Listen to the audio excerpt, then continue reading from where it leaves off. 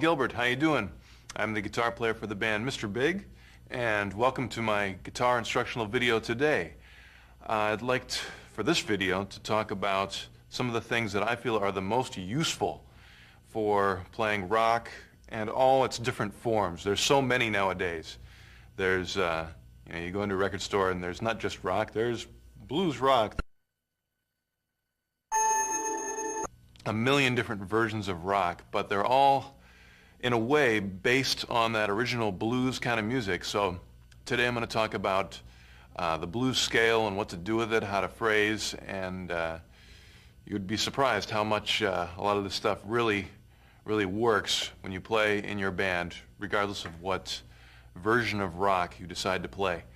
And also try to cover some other things that will help you very practically play in a rock band, because that is the most fun that you can have playing guitar, I think. It's fun playing by yourself, but getting together with a drummer and bass player and a singer is the best thing there is in the world, pretty much.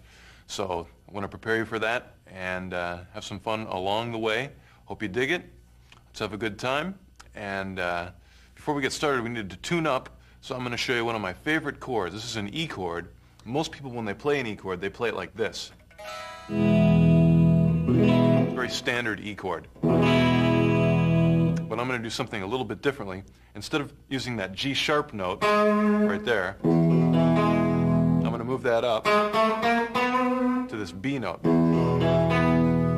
Fingerings, you sort of have to put your arm in sort of a strange position, but it's worth it because there's no third then. It's just all root, fifth, root, fifth, fifth, root. So that's, to me, the heaviest of all the E chords with some distortion. That's pretty cool. Let's try tuning up to that. Let me make sure I'm in tune too. There we go.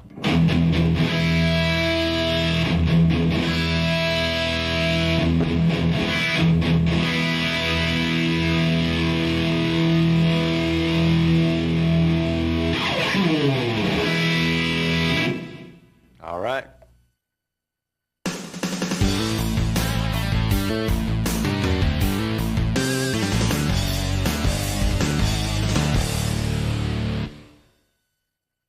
All right. Well, one really important scale to know to get into the blues rock kind of style is, of course, the pentatonic scale. And I'm going to play one for you in the key of A. It sounds and looks like this.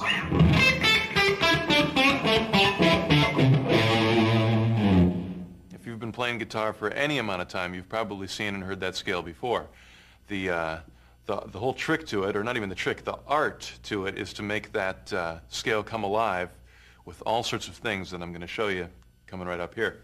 I think one of the biggest things is vibrato, which really is one of the coolest things you can do on guitar. You know, if you listen to a piano player, they can do great stuff, but they can't do vibrato. And the instruments that can do vibrato, like guitar or just about any string instrument, really a lot of the character and the style of the individual player comes through from the way they do their vibrato. And on guitar, there's a lot of different techniques to get vibrato. I'll show you my favorite way of getting it, which is to use my wrist on my left hand. And the way I do that, because obviously your wrist isn't touching, you don't play with your wrist, you play with your fingers. So, but luckily for me, my fingers are connected to my wrist. So if I move my wrist, my fingers can't help but move also, as you can see right there. I can keep my fingers still, but it actually changes position when I move my wrist. And the same thing happens on the guitar. If I play a note, like this here C note, and I'm actually not even moving my finger, it's my wrist that makes the whole string and my finger move. So you can see this part of my hand going up and down, and my finger's not doing that. It's just staying in one place and moving like that. And I always have this part of my hand, the top part of my finger, on the bottom of the fingerboard like that. And I use it as a pivot. So my hand just goes like that, my fingers stay straight, and the note moves.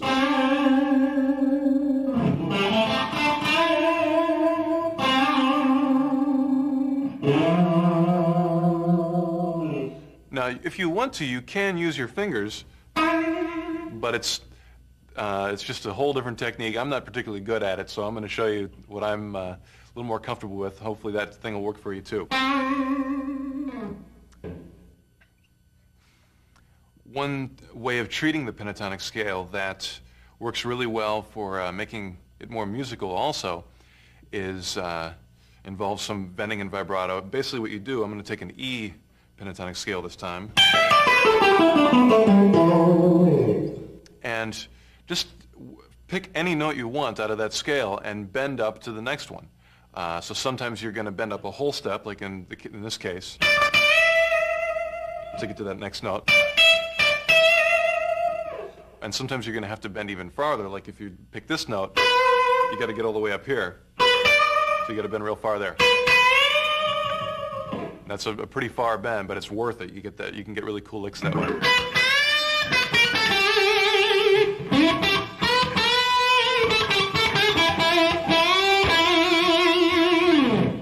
And you can do that on just about any note in the pentatonic scale, just as long as you bend either a whole step or that minor third to the next note. You have to know the scale fairly well to be able to figure that out.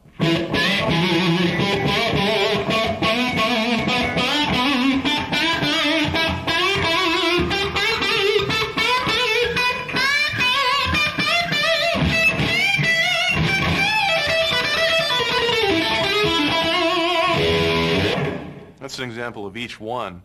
You probably don't want to do it in order. It sounds too much like an exercise. You might want to mix them up a little bit more.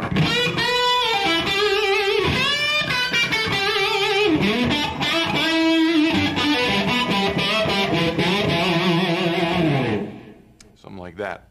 Another way of treating that is by, instead of starting on a pentatonic note, starting on the note below it and bending up to it.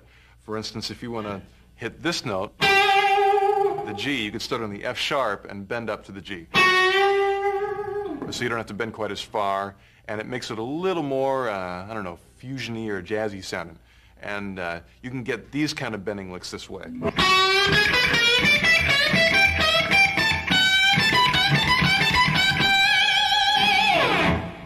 And those are real useful in playing rock and roll. Just you know, picking some kind of groove.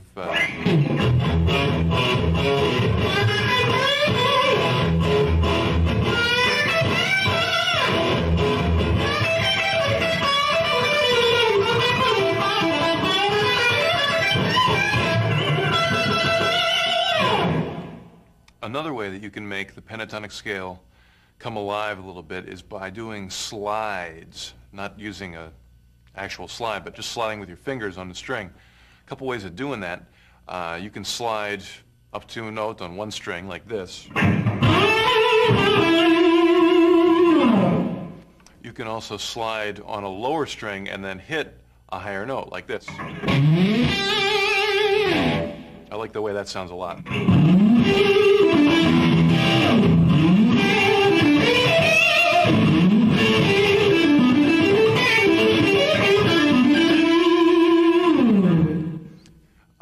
And a final way you can slide is from above. You start with a higher string and then go down like that.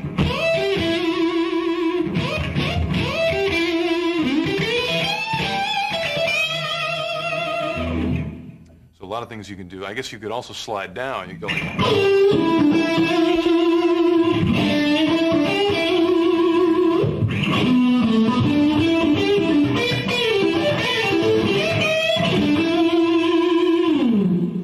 really put a lot more feel into the pentatonic scale than just playing it.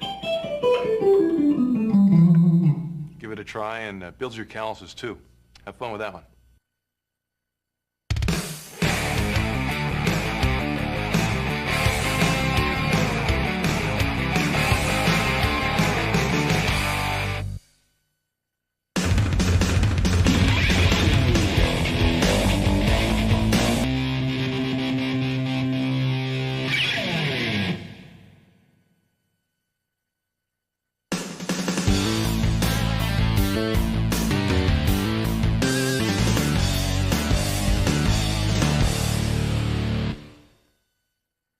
All right, welcome to part 2. Thanks for making it this far. We're going to continue on talking about blues and what to do with it. This next part involves music theory, which usually music theory and blues don't go together at all. But in fact, I remember when I first went to GIT and learned a lot about music theory, it kind of destroyed my blues playing for a while because I started playing very diatonically, which basically means very strictly within scales. And most of those scales were major and minor scales, and they didn't really fit into blues all that well. So for a while, it's kind of hampered my blues playing. But after I'd done that, I really wanted to figure out what scales worked for blues. Because I thought there must be some sort of rhyme or reason to it, some way to study what fits and what doesn't. And this is what I came up with. Of course, first thing to look at is the chords in a blues progression, which are usually, if they're a big chord and have like thirds and sevenths and notes like that in it, usually be a dominant chord, like an A7, where you've got the root, the seventh, and the third. And sometimes you just hear straight this sort of thing. That still fits in. And believe it or not, the other two chords in the blues progression are also dominant chords. You'd have a D7 and an E7. So the thing to play over those, believe it or not, I don't know why this works, but you can play a minor pentatonic in all the licks that you can come up with over this thing that's got a major third in it. But when you do that, it really makes some other notes want to come out and escape. And one of those notes, believe it or not, is the major third. So a lot of times it's really cool to use both those thirds. Use the minor third and go right up to the major one right after it. So it's sort of the progression that can't decide which third it wants to use. So you just use both. There's both right there. Both there again. Even in rhythm playing, you hear this a lot. With that minor third going right into the major. You can do it with bending, or you can do it by actually fretting the note. But that's a really useful thing. Another way you can get that same effect is by playing the major pentatonic scale in that same key, which would be down here. And that gives you the major third right there. Both of those can work together over the same chord, strange as though it may sound.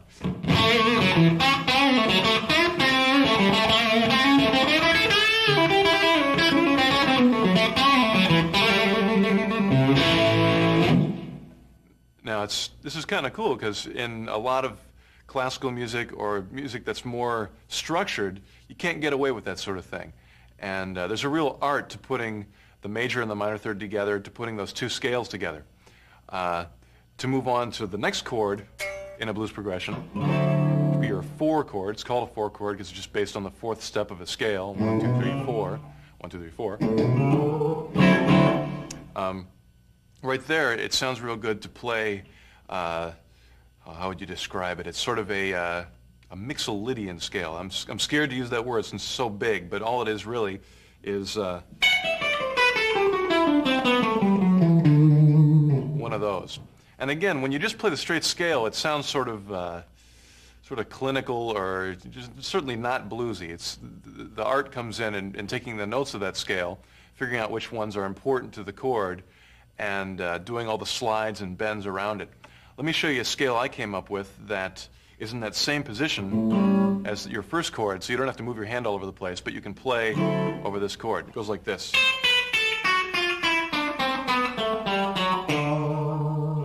And it's not really consistent throughout the octaves. It changes, just makes it easier on your fingers.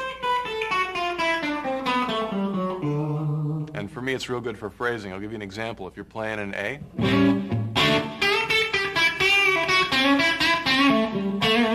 and you go to that 4 chord, you can go, and it outlines that real well in that scale.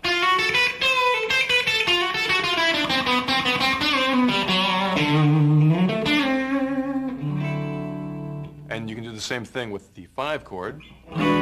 Just move that scale up.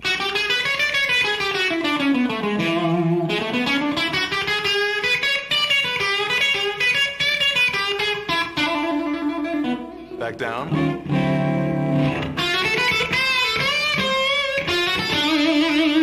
Then back back down to your 1 chord.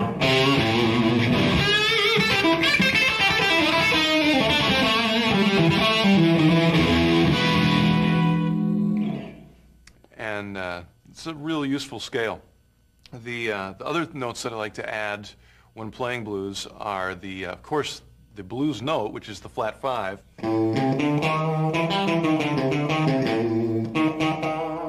the tritone. In context, it sounds really, really, really nice with a pentatonic scale. And of course, you can still use your minor to major third moves.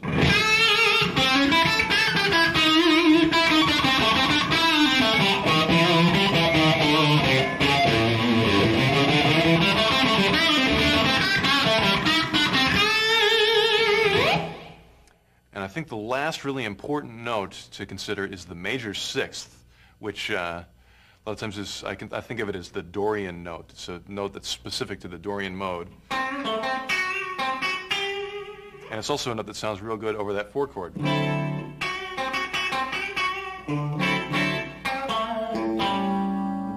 So that comes into play a lot, because certainly that 4 chord happens all the time in a blues progression.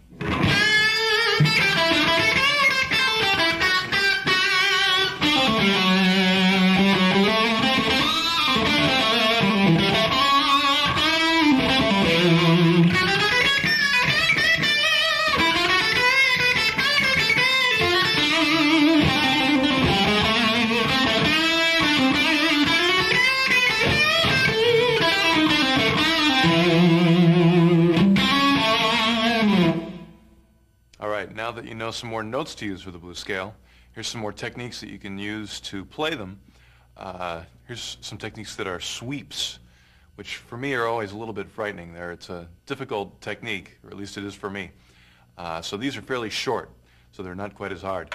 The first one is hopefully pretty easy. This is one of the easier ones for me because it's based on a chord that you see pretty often. If you're in the key of E, you just play a major E triad. But the trick is, since it's 1 note per string, you can do 3 downstrokes right in a row. And it sort of makes it into one move. It's not 3 separate motions like this. You don't really come up to go back. You just go down 3 times right in one direction.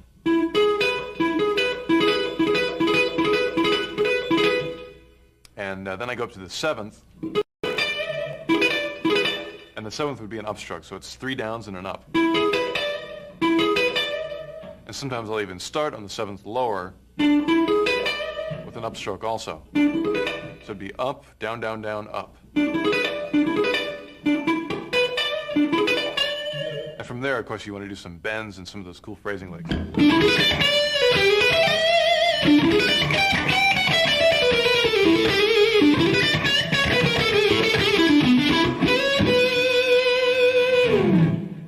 Another one that I like to do is a very similar technique, just a wider stretch up on these notes. I start this time on the G note, and here's the sweep. It's the blues note, which would be a B flat, a C sharp, which would be your major 6th, that Dorian note. Then here we have the E, it's a key where it ends, that always works. Then I end on the minor 3rd G, which is in the pentatonic scale. I bend that a little bit to make it sound like that major one.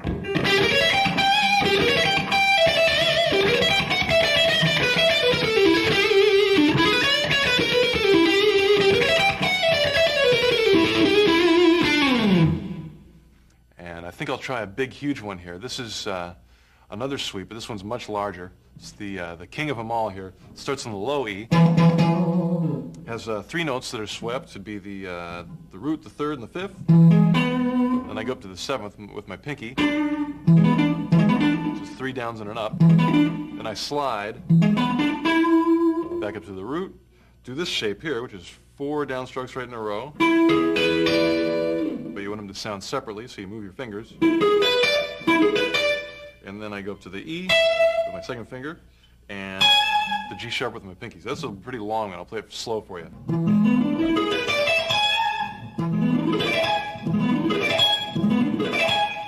And that one takes a bit of work, but give it a try. With some distortion, that can sound real smooth. You can even add little things on top with your finger here like this. Let me give this a shot.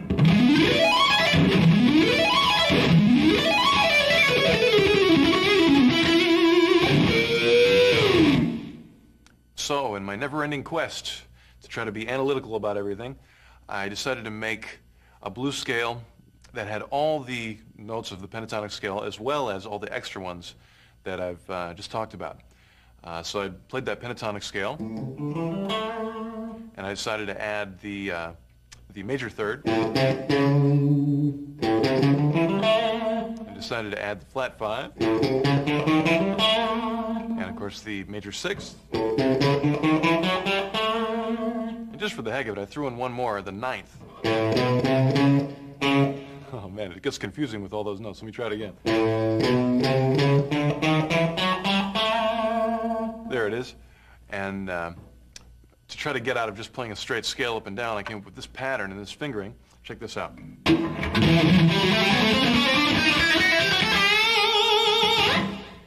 a little bit slower. A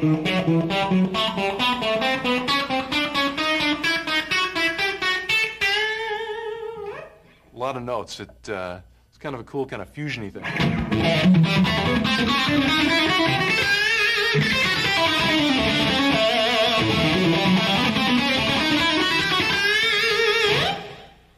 So that's all the extra notes added in, sort of going in one direction, but it also works real well just to play a straight pentatonic and add those extra notes wherever they're going to work well. There's sort of an art to it, but the more you do it, the more it works.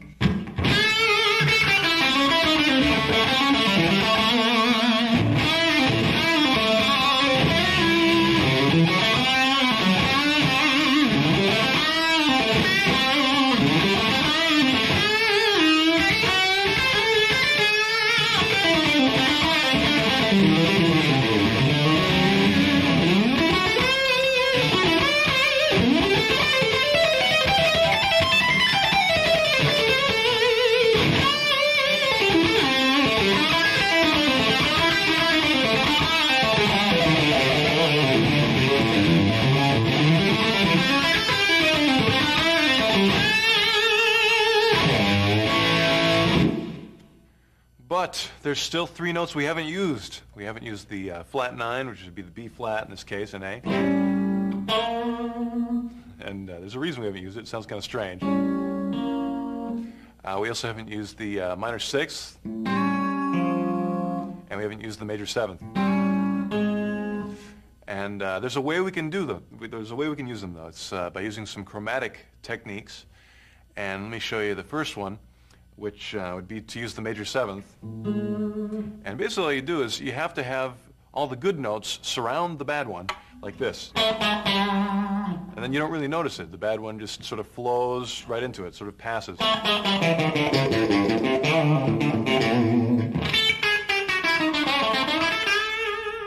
then everything's okay. So you can actually use those strange notes that don't fit as long as you just start with a good one, stick the weird one in between, and then end with another good one.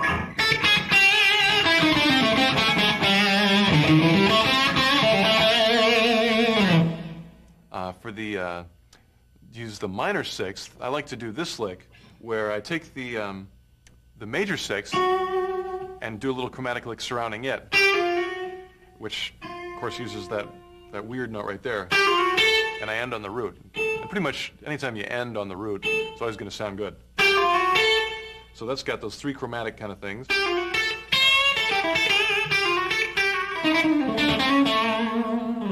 That lick's real useful. Use it all the time.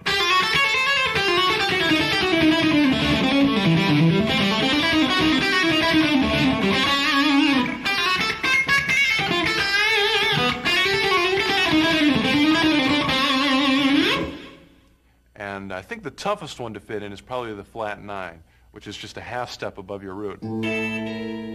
It's real dissonant. And the only one I could think of right off the bat is this sort of thing. It's almost a diminished sounding lick with some string skipping in it. I do this. Just got the little minor 3rd lick on the G string. And then I skip over the B, don't play it at all. And go to this one here, same frets on the high E. And then I slide up and do the same thing descending. Just do that over and over again. So that's a little more kind of jazzy, fusiony, spacey sounding. But that can sound kind of cool in the right spot, you know, in your blues thing.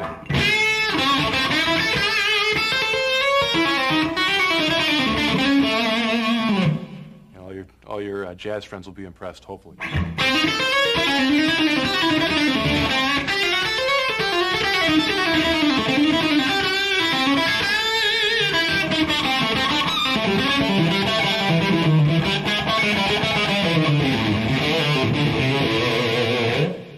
So now you've got it. Every note works. You just got to know the right way to do it. It's an art and a skill, and it can be fun. So get a drummer and give it a try.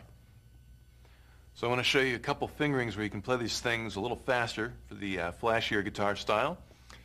This one's going to be in the key of E blues pentatonic.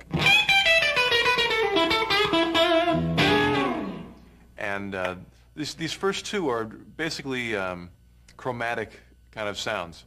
What I did is I took the regular pentatonic fingering of the top two strings and I added the chromatic note below each of those fingerings.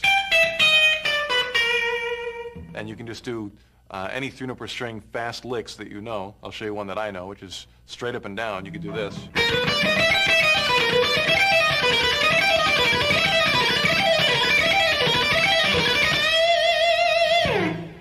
And you can do the same thing adding a note higher.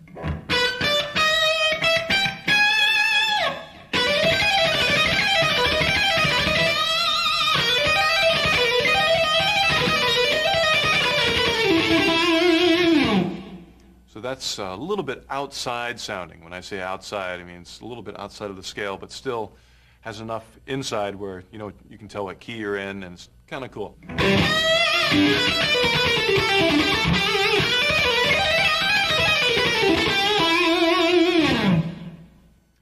Another cool fingering for playing faster blues things is this. This is one of my favorites because it's all the same. You got the same fingers. I use my first finger, my third finger, and my fourth finger. It's very easy to visualize, very easy to see it in your head. You know, you can do the Santana thing and put your head back and you know, think about your mantra while you're playing. You don't have to look because it's all the same. And it not only works good for fast stuff, you know, where you could play it with many different patterns. You could do like descending fours. But also it's good for phrasing. You can pick all the notes out of there and play them a little bit slower.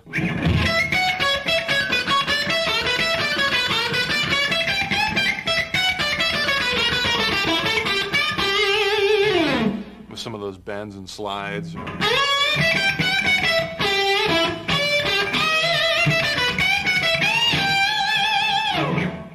And pretty much always works. And of course the fast stuff works good too.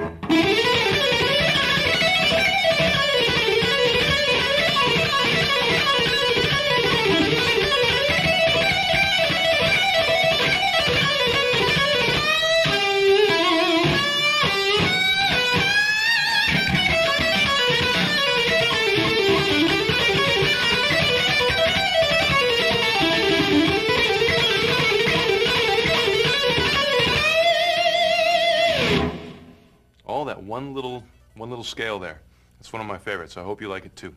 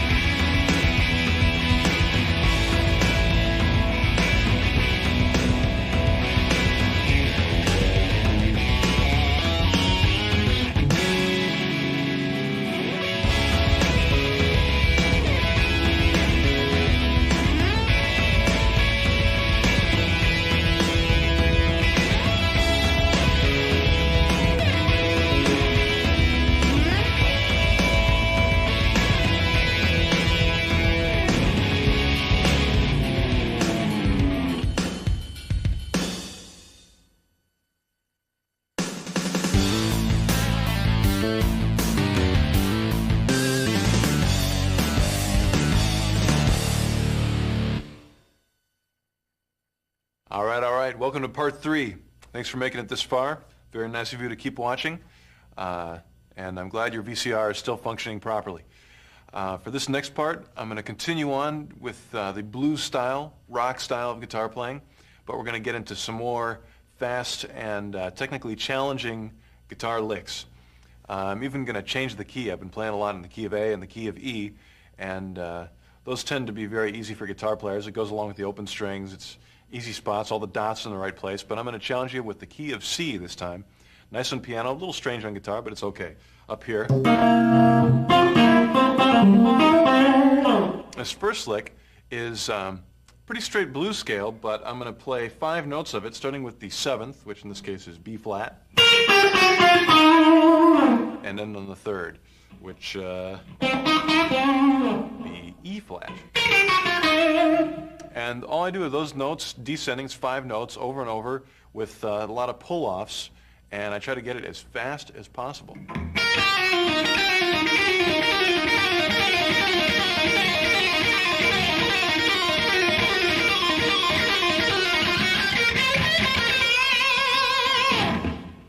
Now the pull-offs happen on the B string. I pick the first 2 notes, then 2 pull-offs, and then pick the last one.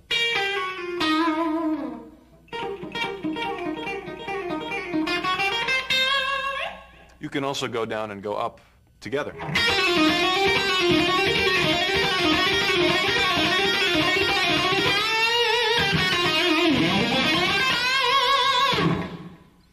Another similar lick to that is this one, which I'm going to start on the 5th, go down the scale, the blues scale, and on the root, which is C. And again, do descending 5s, just straight down over and over again. Do that a little bit louder with some distortion. And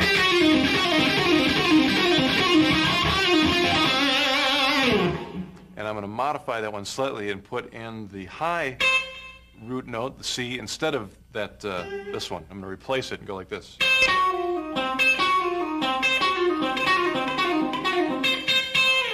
And let's hear what that one sounds like. The thing that sounds cool is if you put the 2 together, then alternate between that note and this note.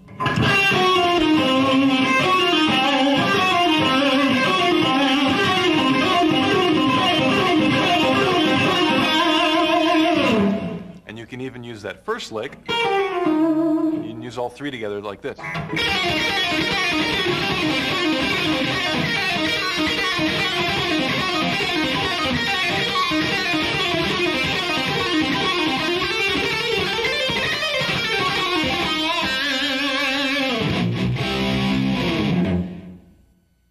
All right. Well, this next one, I think, is a requirement of all lead guitar players. If you want to be a lead guitar player, you got to know this one. It's descending 3s in pentatonic. So you take your pentatonic scale, A in this case, and you just start at the top note and go down 3 notes. Start at the next note down and descend 3 notes. Keep going on like that. And then you do it without stopping in the middle. So it sounds like...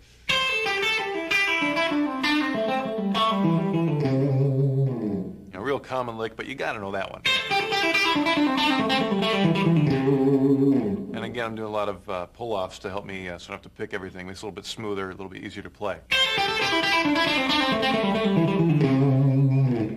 Now, another way you can approach this is by doing descending 3s, but instead of starting on a lower note each time, you start on a higher note each time.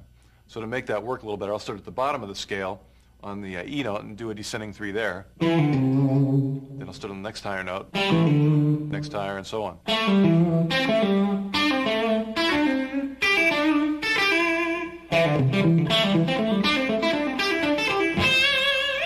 And that's a little less common way of doing a common lick, so there's a little twist on it there. Let me try it with some distortion.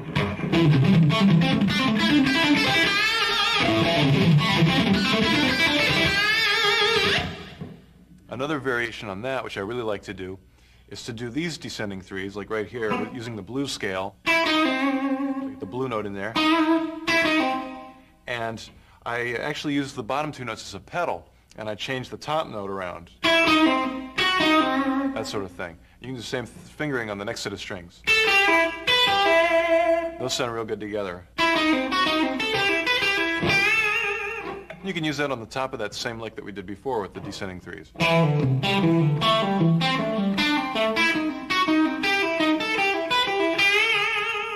It's pretty cool, and let's check that out.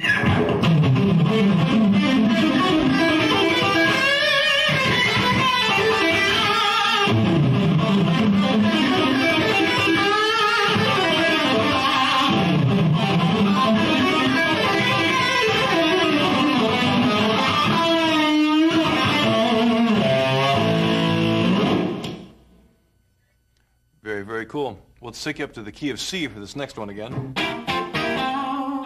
Here's some more hammer-on pull-off licks using the blues note and 2 notes on the B string.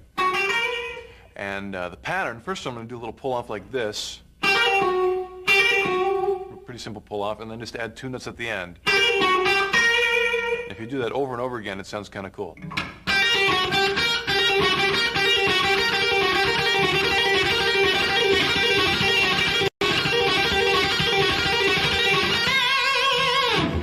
One of them fast and furious pull-off licks. And you can do that in other spots too. You could do it here.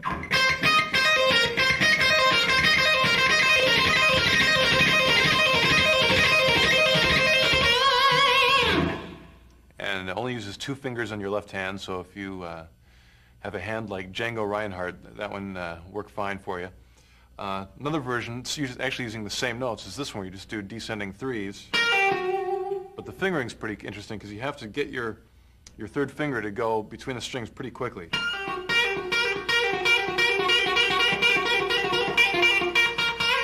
To do those real quick descending threes.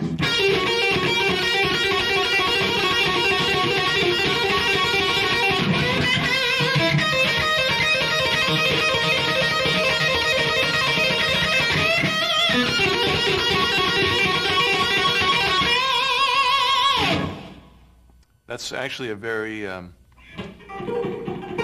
precise technique with both hands. There's a real quick picking thing that has to happen to go between those 2 strings that quickly.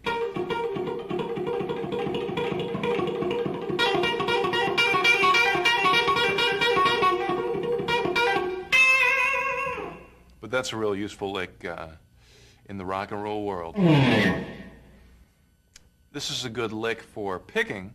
It actually uses both of the thirds. It has the minor third and the major third, which is, I told you about before, it can be pretty cool in these kind of progressions, using those kind of chords. So this one, the pattern is pretty simple, just 6 notes. Real similar to a picking lick that I like to use in other contexts also, but this one is more in the blues context because of the note choice.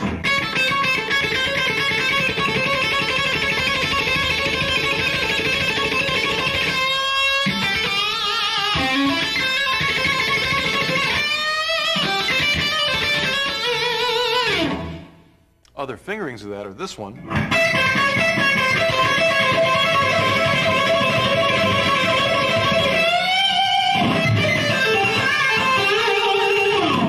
And this one too.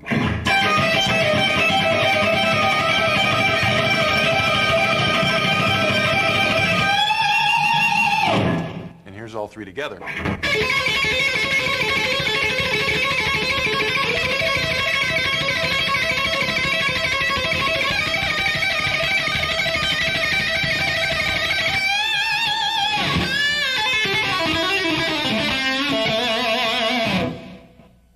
You can also do pull-off versions of that by adding a note. I like to add this note. It's the root there, the A. And I'm actually picking about half of it.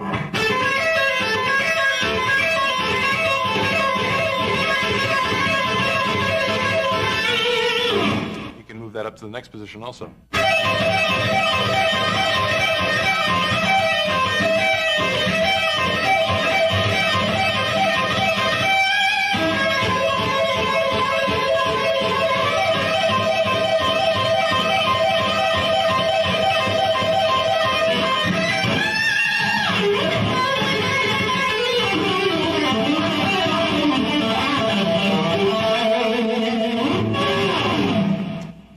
The key of G, another key we haven't really used yet.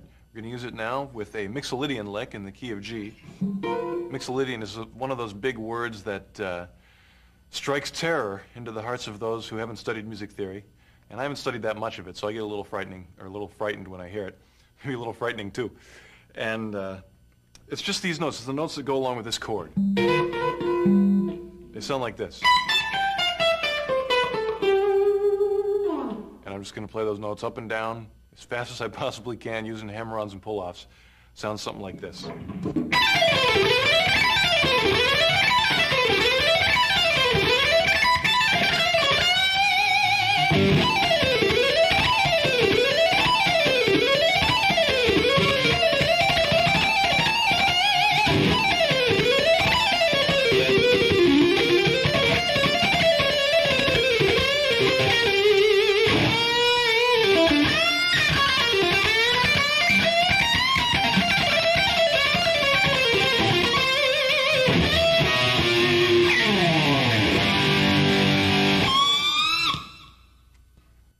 Heavy blues, kick-ass rock and roll.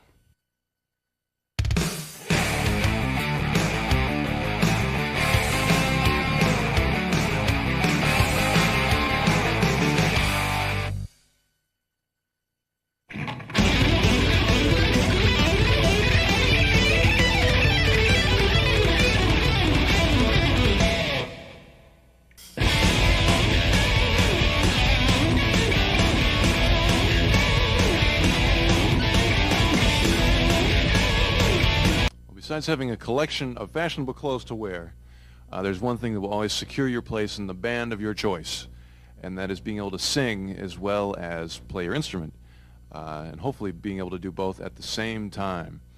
The best way to practice this is basically to do just that, to find songs that you like and play and sing them at the same time. It takes some work, but eventually you'll get it down. Here's one you can try. There's one that's challenging for me. It's got some keyboard parts that I play on guitar, and I get to sing along at the same time. It's an old Emerson, Lake and Palmer song called Carnival Number 9.